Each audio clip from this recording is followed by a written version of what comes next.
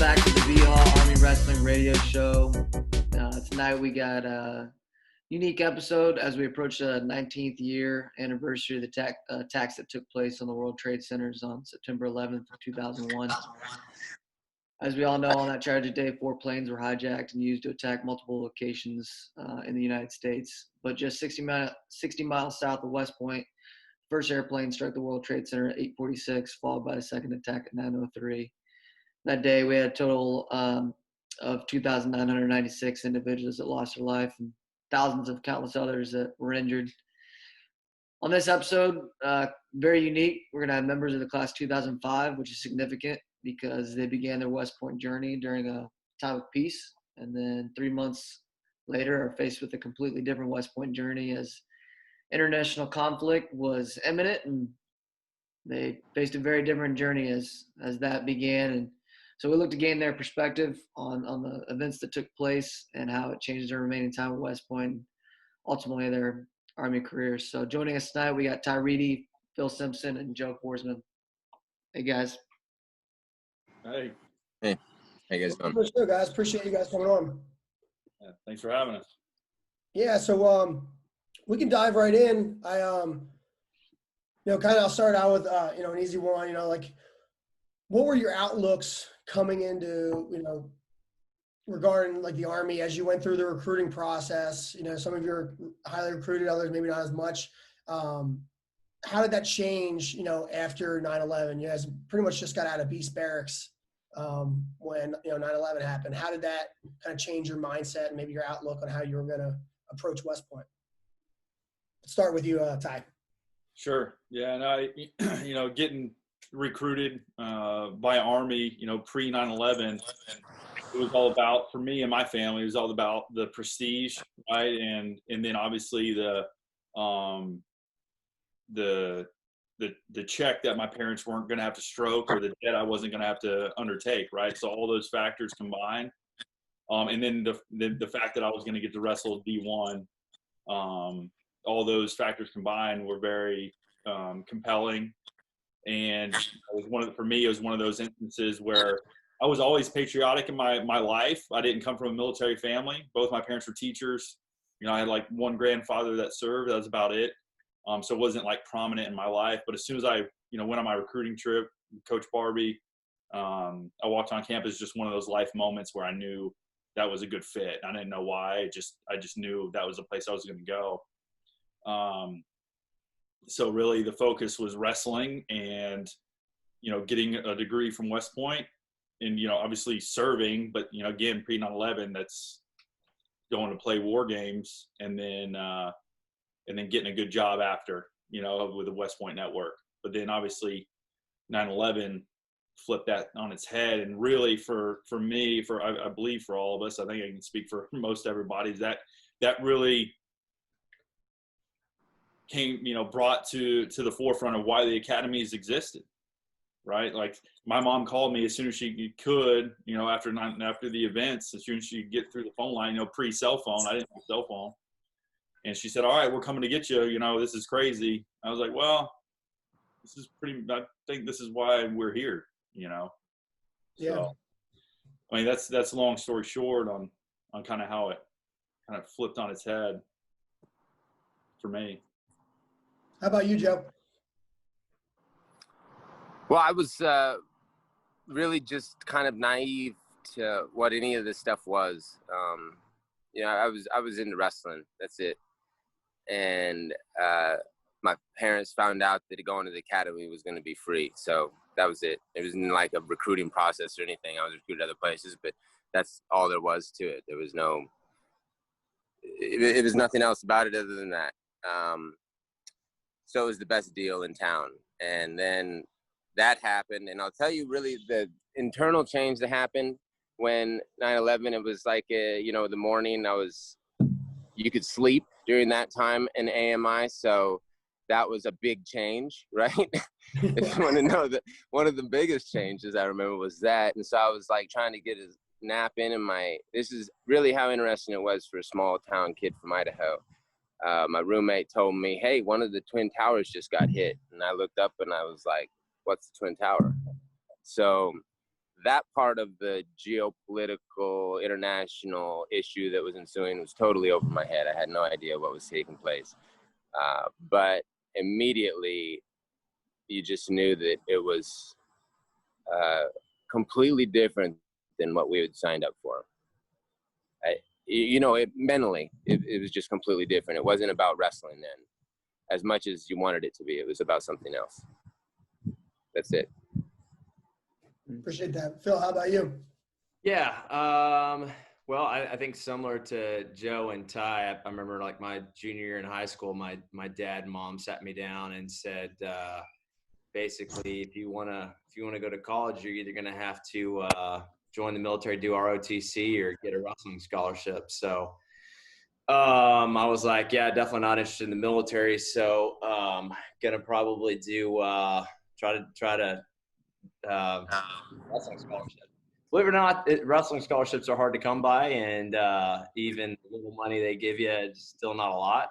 So when Coach Barbie, I went to a wrestling camp in Oklahoma and really, really liked him, and that's when I realized how good of a technician he was. And then he called me, and I was stoked. I was like, yeah, all right, Oklahoma, sounds great. And he was like, yeah, I'm at the United States Military Academy. Like, like a lot of push-ups and stuff. And he was like, yeah, but it's great. You should come up and see it. I was like, all right, well, being from the hotbed of wrestling in Tennessee, you know, I had a lot of it in me at the time. So I was like, I'll take it. So I went up there and, I think the thing that made me really interested at West Point was not so much the military, but the people. So on my recruit trip, we were at Shades night. And I think guys had just gotten fresh off their CTLT experience.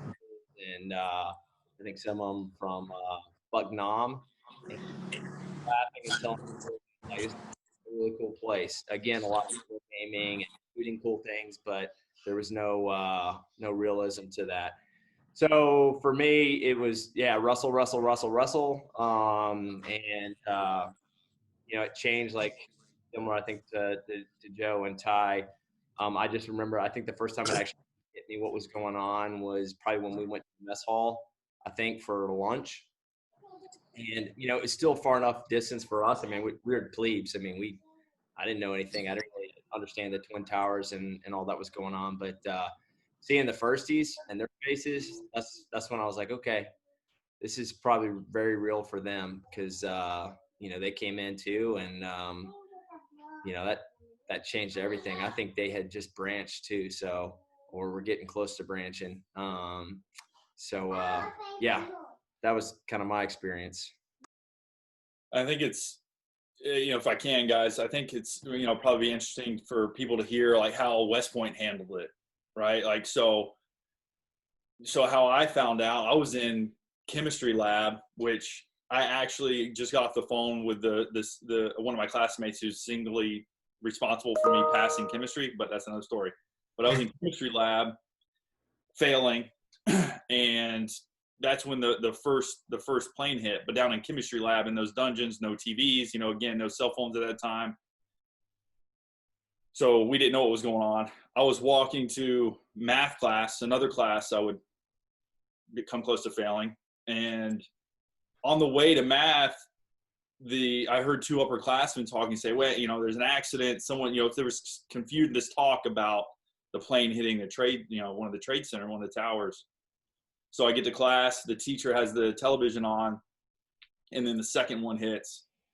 And we watch it for a few minutes, and he turned the TV off.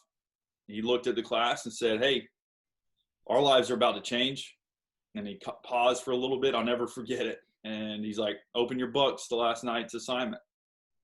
And we went on with class. And we didn't miss a class. They didn't cancel classes. They didn't do anything.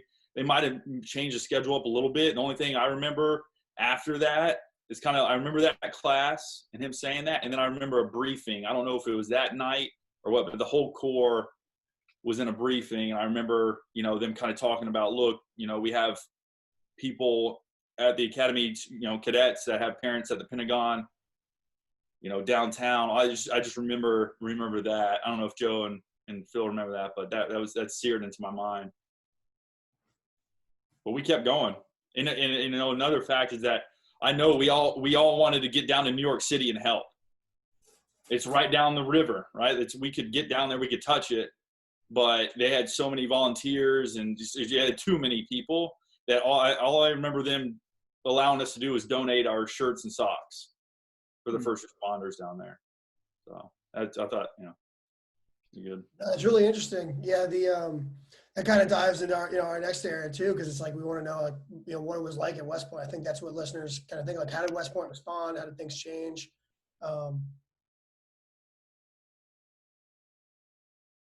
If you could speak to that. I think we just lost Joe. I think I just stole JT's question too, because I just went right into it. Yeah, sorry. Yeah. No, but Phil, how about you? I think Joe's going to take a minute to get back on here.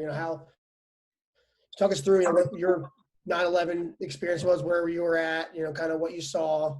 You kind of spoke about the first seeing it real, up front, that ahead. Where were you at? What did you do? Kind of what did you say?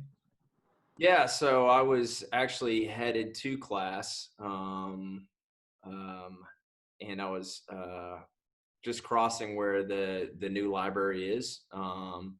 And I remember, I think I was headed to English class, English or chemistry, one of the two.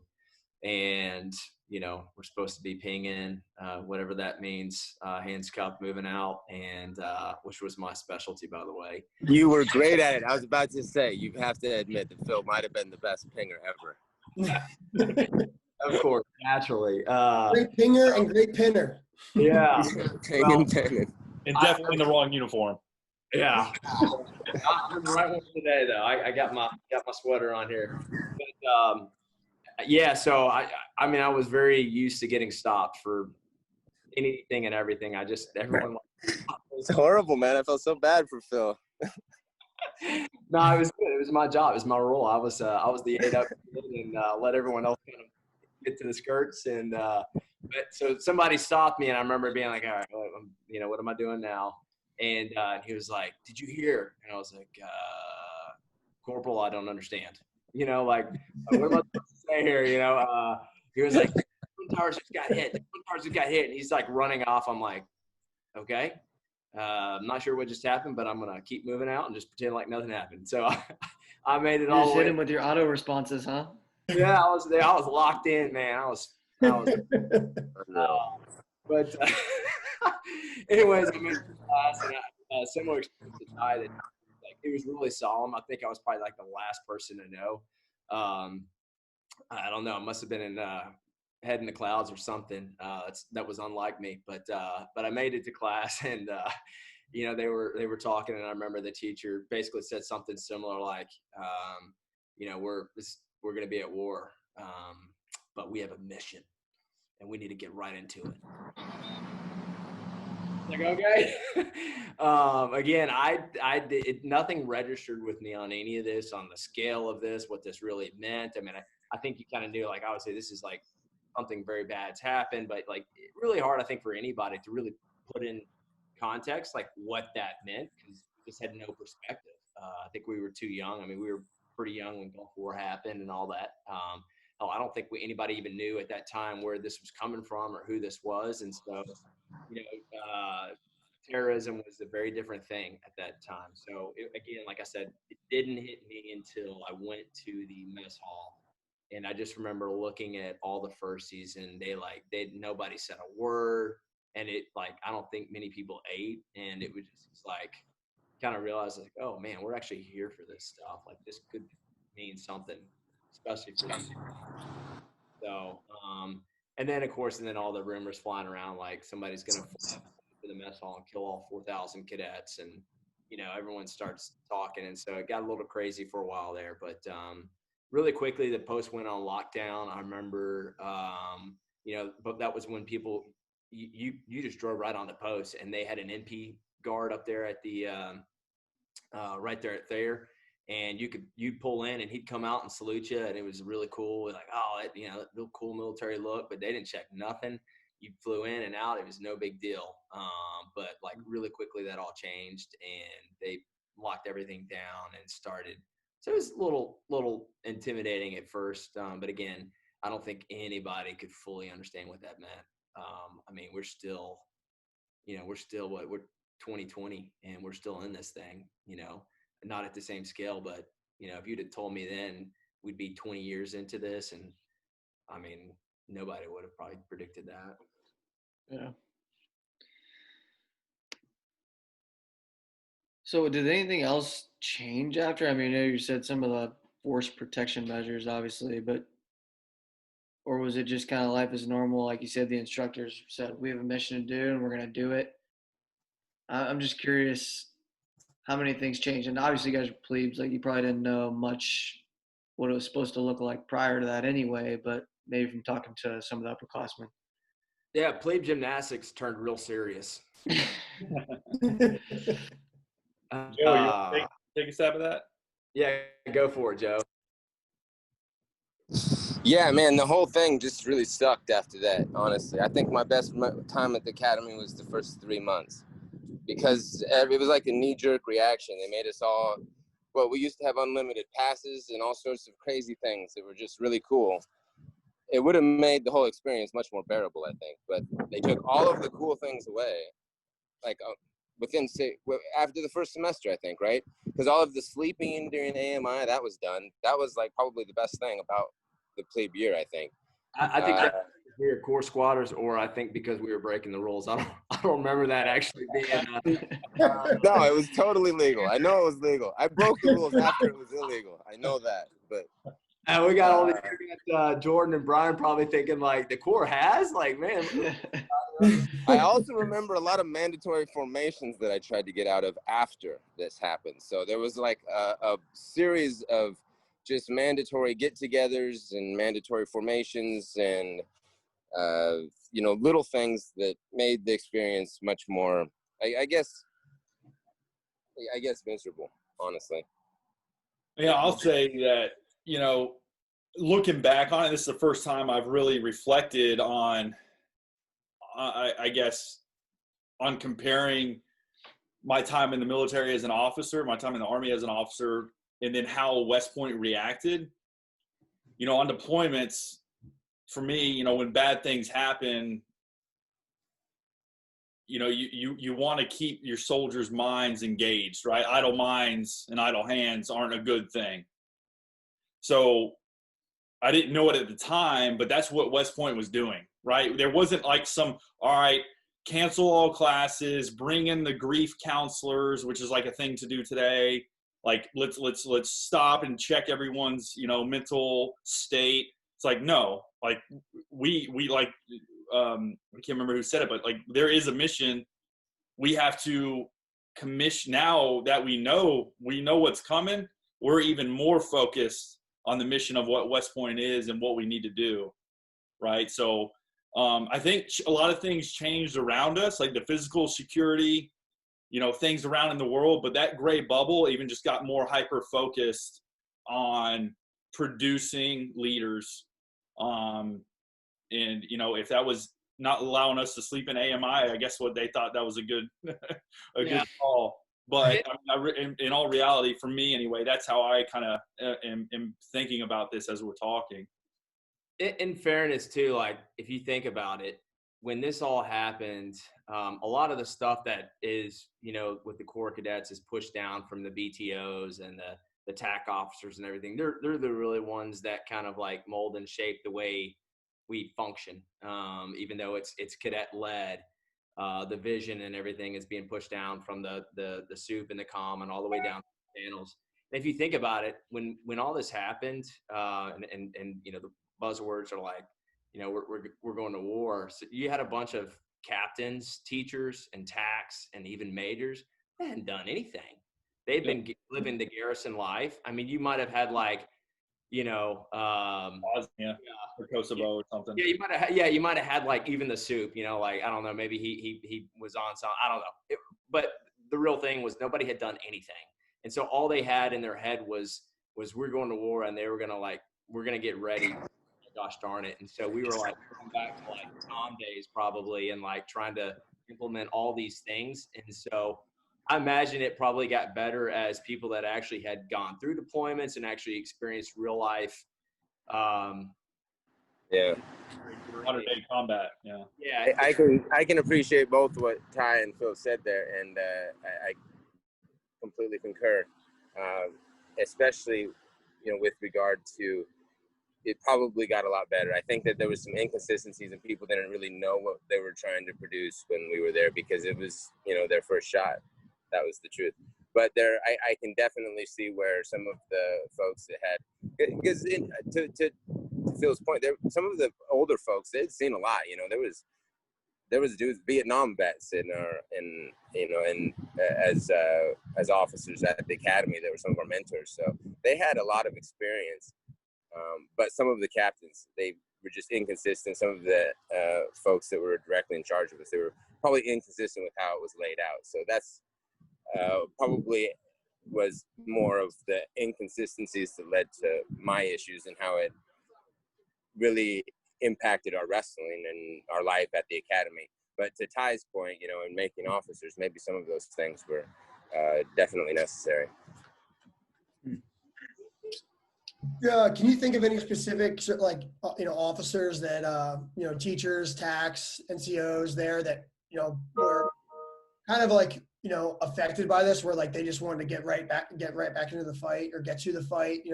I could see some hard charging infantry captains or NCOs that just were I'm done with it. I'm not going to be around cadets. I'm going back to the fight. Do you have any specific examples of that? Or remember many attacks or anything stand out to you guys?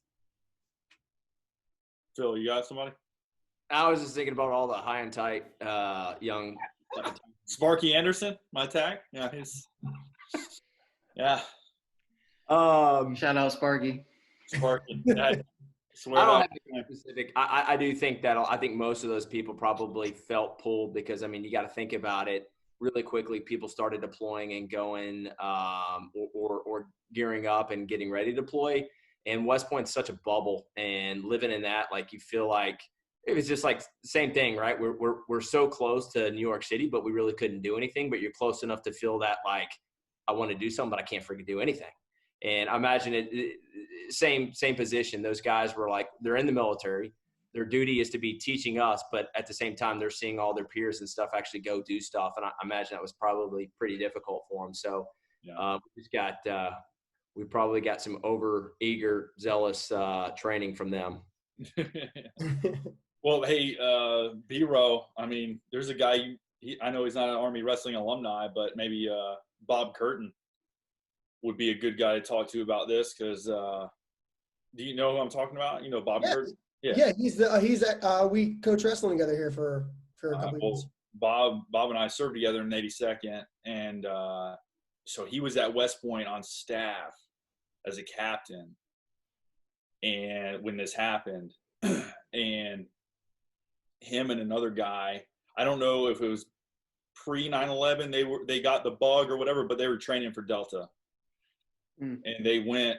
And I want to say, I could be making this up, but you might want to talk to him about it, is that West Point, if you think about it, if you think about the mission critical assignments in the Army, I think, and especially at that time, West Point was probably one of them. So to Phil's point, every one of our attacks, I'm sure, well, not everyone, probably most of them wanted to get to the line and serve, right? Get deployed and go to combat.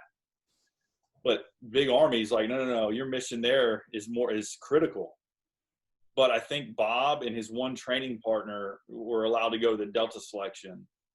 So it'd be interesting to talk to him about that. Yeah, I'll have to ask him. I was actually just talking to him last week. Small world. I didn't realize you guys served together. Yeah, he's a great man. But yeah, so I think to everyone's point, everyone just got hyper focused, right? It doesn't matter who you were. At the academy, just life became very deliberate, right? And everything we did. It's kind of an interesting concept because it's completely different from the experience that I had, and probably BHAW too. But what I'm hearing from you guys is that a lot of the junior officers that were in charge of you were teaching you from a standpoint of theoretically. They didn't have a lot of experience in it. Whereas when we were there, they had the experience.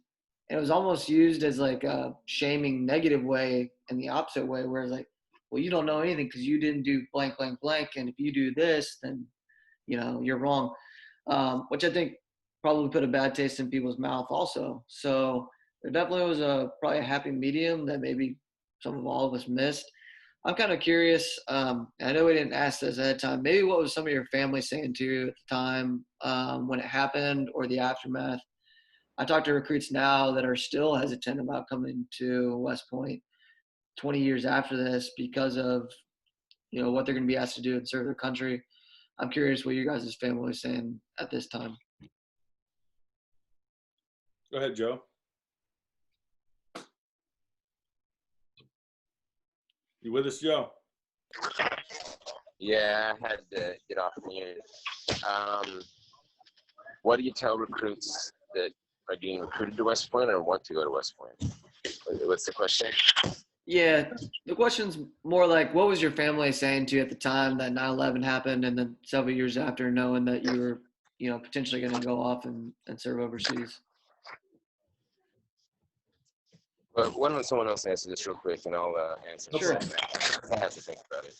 I think I talked about it a little bit before, but pre 9/11, it was everyone's proud, peacocking, their son's going to West Point, it's super prestigious, and then 9/11 happens, and then Mama Reedy changes her tone a little bit, baby, oldest son is looking and staring war down in the face, so there's obviously, I don't care who you are, how patriotic you are, if you're a parent, I couldn't imagine that. I've got a 6-year-old boy and a 4-year-old girl. I couldn't imagine, going into that situation thinking one thing and then have it do a total 180. But it was still fully supportive. And, once they heard me, be very confident in what I was doing and why I was there and why I wanted to be there, it was never a conversation again. So yeah, that was my experience. Yeah, I think for me. Yeah, I think. Go ahead, Joe. All right, I'll go. The idea of getting recruited to go to school was always a new thing, and so my parents were always on board with that, but they didn't really understand what West Point was or anything about it. So it's probably the wrong crowd to even celebrate the idea that you're going to an academy because they didn't even know what it was. So I showed up. We had to go to Robinson Auditorium for our day, so I showed up there alone.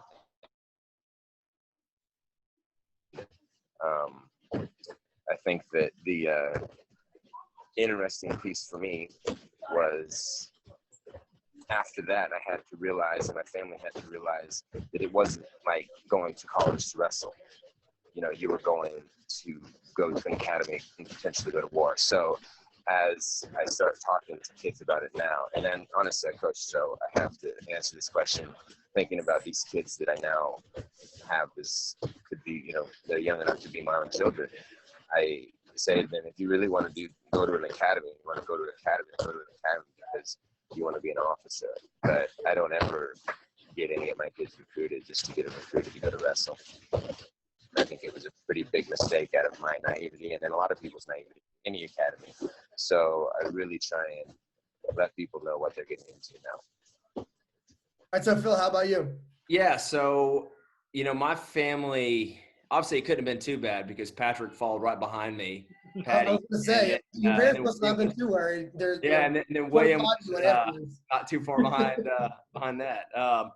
Yeah, I think probably like anybody, I think, my family was worried. They didn't probably burden me with their worries, if that makes sense. I think they kind of trusted me to, kind of make my own decision and think about how that impacted me and what that meant. So I never felt the burden of and pressure and stress that maybe they went through. I'm sure they probably had that. I can't speak to that. For me, it was very weird because it all happened and it was very real. But in one sense, I don't know if I ever took it very seriously. Because again, like the only concept we had of like any kind of war was like Gulf War. We go in, we bomb some places and, throw our weight around and we're done, and that's not how this happened. It's not how it unfolded. And this issued in a whole different style of warfare with, urban, operations and coin strategy. And it was just a very different thing that nobody ever understood. So I really kind of found solace in wrestling as probably a good distraction for me. And so I probably doubled down on my training and doubled down on that aspect of cadet life, and didn't get so much caught up in what all this meant, because I don't think anybody really understood. And everyone that was gung-ho, I mean, like, we still had like 3.5 more years in front of us. So it didn't really make a whole lot of sense for me to rush to any rash judgments. I liked the people I was with. We had great teammates. I liked our coaches, our assistant coach, Todd Chesborough at the time. I mean, we had a great culture. I think in fairness too, Coach Barbie probably didn't have any idea what all this meant. All those coaches, I mean, they were recruiting athletes to come to West Point, get 4 years of a great education and 5 years of a paid job right out of college with no debt. And, I mean, what else could you have asked for? So they didn't recruit with the idea of any of us going to war. So yeah, it was just a very weird thing that, but I found probably my distraction in wrestling. Appreciate that. Yeah, it's got to be interesting on the family. I mean, I never thought about it. I remember when I was joining, this was 2004. My parents were like, "Yeah, war's going on, but it'll probably be over by the time he graduates." Yeah, it's kind of funny looking back now. What were they wrong?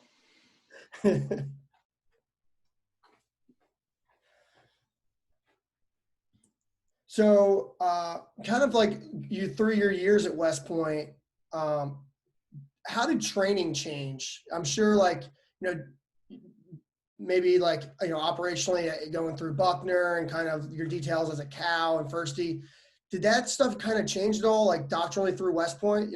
Phil, you mentioned like coin strategy and things like that. Like, how did those things kind of adapt? And I know, the summer training for West Point now looks completely different than it did back then. And I'm not sure if maybe it was the same I feel like when I went through, Buckner, 5 or 6 years after you guys, it was kind of similar. How did those aspects change, from 9/11 in your eyes? I'm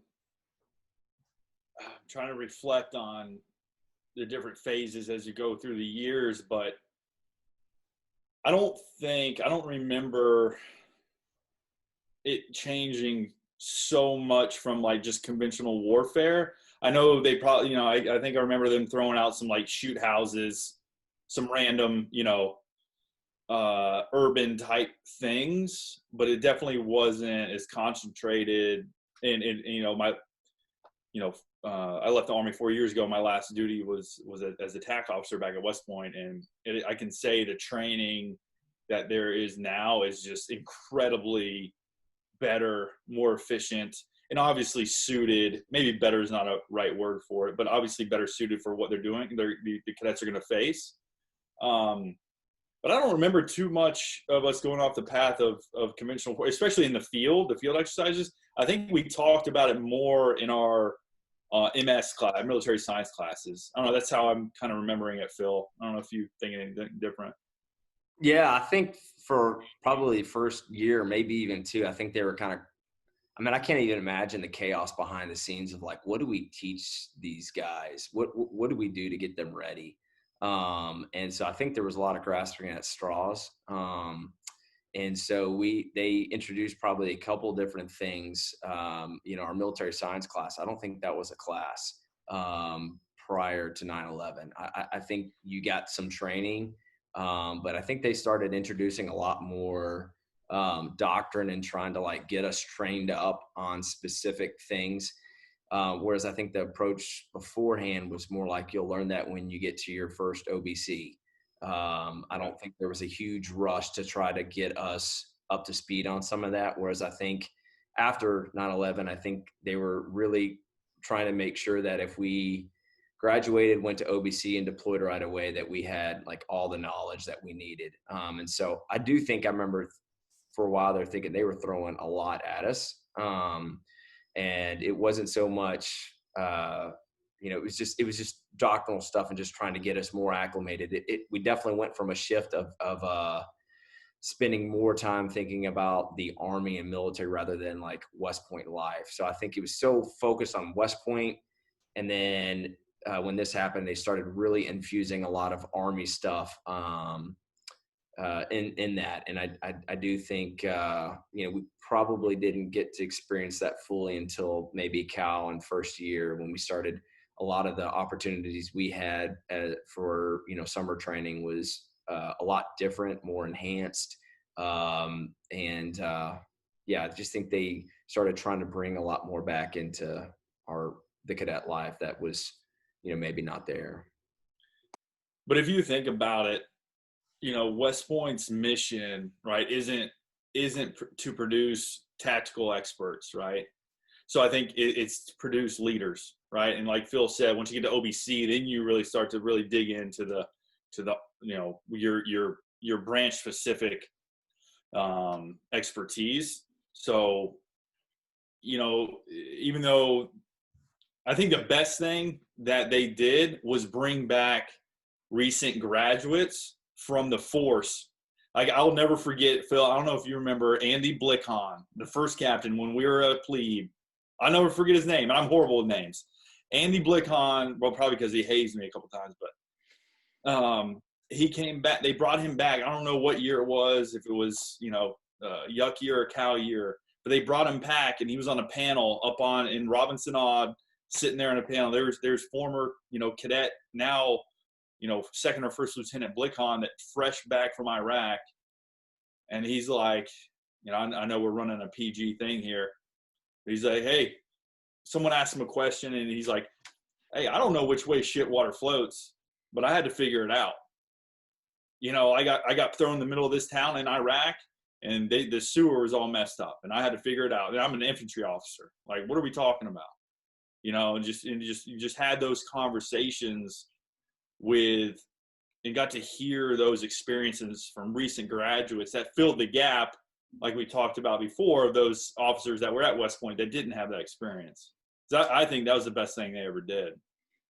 Did they bring them back? You guys are getting really good at like bringing up the next questions, like as we're gonna get to them next. But like, did they do that routinely? Like bring in graduates back, like as your, yucks or your cows or your firsties, because obviously they graduate, they go through a year of training, then they go out to deploy, come back. Like, was there like a battle rhythm to that, to where they did that like once a quarter, or how was that occurrence? I just remember Blickhan, but I don't know about you, Phil. Yeah, I don't know. I'm sure there was some. I mean, they don't do anything that's not planned out so far in advance. We obviously didn't know. We were living week to week, maybe like minute to minute in my shoes. I mean, I do remember, and I don't know what it was like before, but I remember we were constantly having guest speakers. Like, I remember Hal Moore. We were soldiers once and young.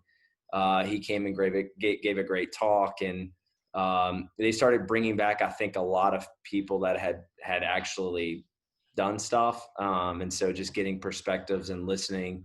I think PL 300, took a different meaning. And so they use that as a pretty good opportunity to infuse a lot of stories and situational awareness. So I'm not sure what that was like before, but I mean, you did get it. I mean, that's kind of what I was saying at the last one, was like, it felt like very heavily infused with just examples and stories of like people that actually had done stuff. And I think beforehand it was probably, just bringing old West Point grads back to talk about the good old days. It was like they were bringing back Vietnam vets. They were bringing back people that had been to Panama or Kosovo or wherever. And so like we were getting some people that had been through some real stuff, which was good. I don't think they were there to scare us, but to give us a different perspective on how, again, I think from a leadership perspective, the moral and ethical piece of what we were trying to learn, how important that was. when you do become a leader and you're, faced in a situation like Vietnam has some messed up stuff. So they had a lot more probably things, but it was good for us to hear that. Well, and again, those lessons that they teach in, the mill art classes, right? All of a sudden got really real. I mean, I'm paying attention, right? Like, geez, the talk about the moral ethical, like the battle, was it the My Lai? Where West Pointer was leading that thing, and then, so all those, I don't know if I know I didn't consciously think it at the time, but like that all just got real. And then another aspect is like by the time we were cows and firsties, plebes were coming in that were prior enlisted that had mustard stains on their jump wings, combat patches on their right shoulder. I wasn't saying anything to those guys. They could do whatever they wanted.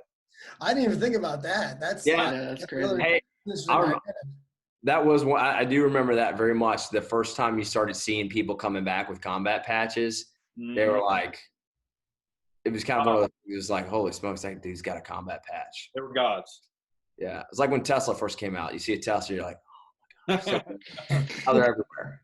Yeah. Everybody's got a combat patch. But when that happened, I remember thinking like, that person's done something. Yeah. It's when I went back for a wedding when it was JP's wedding up at West Point like 5 or 6 years ago. You were attacked, and one of your guys' old soldiers he was a yuck at the time. Flower Day. Yeah, and I remember seeing him at the wedding, and just he was so confident. He like there was nothing that could bring this guy down. I was like, that's what it feels like to be a prior service guy at West Point. Like I didn't see it as much when I was a cadet, but I remember looking at him and being like, this kid's like 20 years old, 21 years old. That guy is grizzled as a 20-year-old. He's hard as woodpecker lips. Yeah. How much, I know we said there was some guests coming back and different people. The people I trusted the most were definitely my teammates, even guys that were obviously older than me. How much were you talking to them, guys that are 2-3 years older and graduated, trying to determine what branch you're going to pick or just what their experiences are in the Army? I remember specifically for me, like, I remember my team captain when I was a plebe was Ryan Mergen. I remember when he got blown up and how big of a deal that was, and when he was injured, and that kind of was the thing we all rallied together around. And I was like, man, do I really want to do what he did? That's pretty intense. But at the same time, we're like, I want to go do what he did. So maybe talk through some of that. Like, was there people you guys were talking to, or? Yeah, from my perspective, I remember the first person, actually he had graduated before I got there, but I met him on my recruiting trip, Matt Ross. And he was, one of the team leaders. He actually has a pretty good story. He did not want to branch infantry, but last second, I think Colonel Palka, who was our OR, convinced him to switch over. He was like, you're an infantry guy. And so he did. And he was just a really tough, hard-nosed guy. And, I just remember hearing, he was just obviously doing really well. And you hear stories kind of coming back and floating around from, guys that were on the team that were still connected to people that were going out. But I think for us, we were pretty fortunate while we were there. I don't believe so, Ty, but I don't think we had any former wrestlers that got injured or hurt. No. That was, we're talking like it's been 19 years. And I think that first part, when we first went into Afghanistan and then we started going into Iraq, it was still not as bad, it's all bad, but it wasn't at the scale. And I don't think the media had, it just was different, right? I think as things got worse and as we started being there longer, the mission changed and things started getting probably really bad, at least from a casualty standpoint or what we were aware of. I think is probably our first year. Yeah. And then as we started getting to OBC, they started the surge, and they started doing a lot of things differently that probably exposed us or exposed our military. And that's, I remember it was 2005, 2006 were pretty bad years, 2007. So like we were, even though we were there, and I remember the first time we lost a cadet, or lost an officer that was a cadet while we were there. I want to say it was Lisa Walker. Yeah. And I remember being like, holy smokes, man, she was sitting in the mess hall with us, a year and a half ago, 2 years ago, whatever that was. But it still wasn't that upfront in our faces, probably, as much as it was probably in y'all's face. Yeah. Yeah, like Phil said, you got to remember the first 2 years, from 01, to 03, it was just Afghanistan, right? And that was for, the country easy to get behind, right? Because that's where the attacks came from. But then once we went into Iraq, and then so that's 03, and by the time, like Phil said, by the time we were firsties, it started to get a little grindy. And then once we graduated, and like I was a platoon leader in the surge 06 and 07 to Iraq, and it was tough, so we didn't really experience that as cadets like you guys did. So it was just a different time, like Phil was saying. I appreciate that. So Matt Ross's son's actually a plebe now. Yeah, he just started. And so the Matt Ross story it's funny. So he branched FA, and then when 9/11 happened, he was like getting ready to start OBC. He drove to Fort Knox, changed his branch. That's the story I heard, at least. But I guess self-learning weren't a big thing. But yeah, he was like, I need to go there and change it. Like I can't be told no. So back then you could change branches like that. Back then, now it's a lot more difficult. I changed from armor. I branched armor and changed infantry. Yeah. Yeah. Yeah. Well, anything else you guys want to discuss? I think we hit on all the topics there. I appreciate you guys coming on. Well, one thing I'll say, and it's pretty eerie, and it's pretty cool to be part of the class of 2005. And Brian, I can't remember if I told you this story, but it's part of, it's cool to me because it's definitely part of West Point lore that I don't know if it's well known yet, but I know in years to come it will be. And Phil, I don't know if you know where I'm going, but so 9/11 happened our plebe year. Time magazine did an expose on our class, and we're on the front cover, and I can send you the link. You can just even Google Time magazine, West Point 9/11. And our first year, it came out right before graduation, and they dubbed us, they called us the class of 9/11. That was our nickname, the class of 9/11. That's what Time magazine, branded us with. Can you guess how many people we graduated with? 911. 911. It's a little. That's weird. Ooh. That's super weird. Yeah. Pretty wild. Put that in the Google Notes. Yeah, they should. They should write a petition for that. Yeah.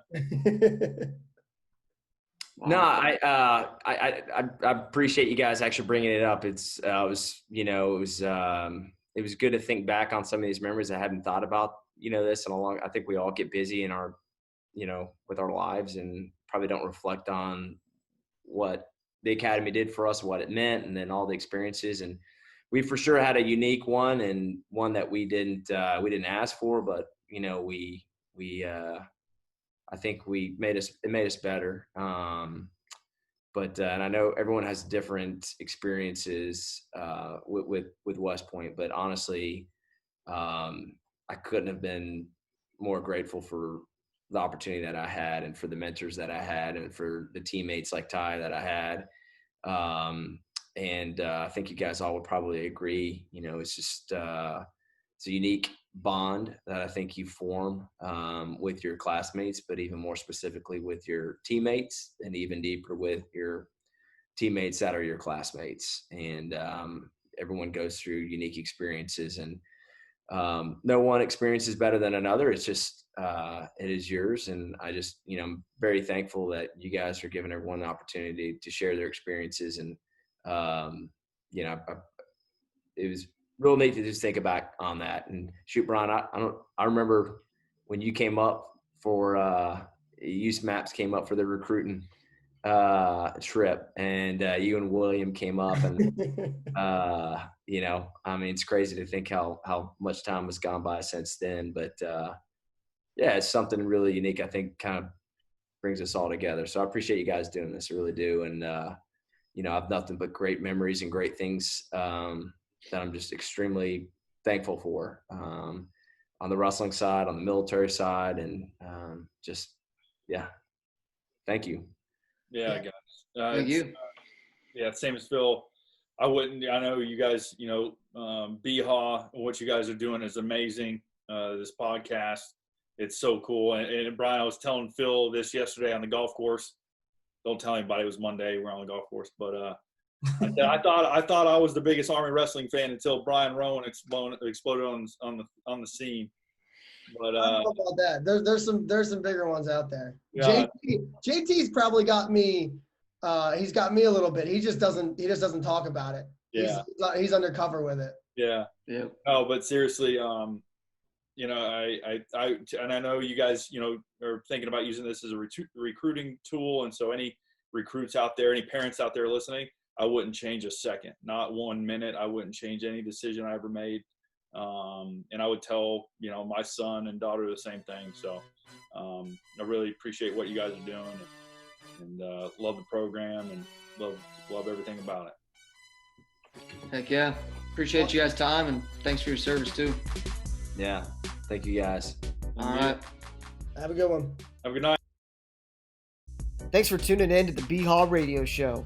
If you like what you heard, be sure to subscribe and leave us a 5-star rating on your favorite podcast platform. If there's something you'd like to hear on a future show, reach out to us on any of our social media, Instagram, Facebook, or Twitter. Or you can reach us at email, bhaw.radio@gmail.com. We'd love to hear your thoughts, and as always, go Army, be Navy.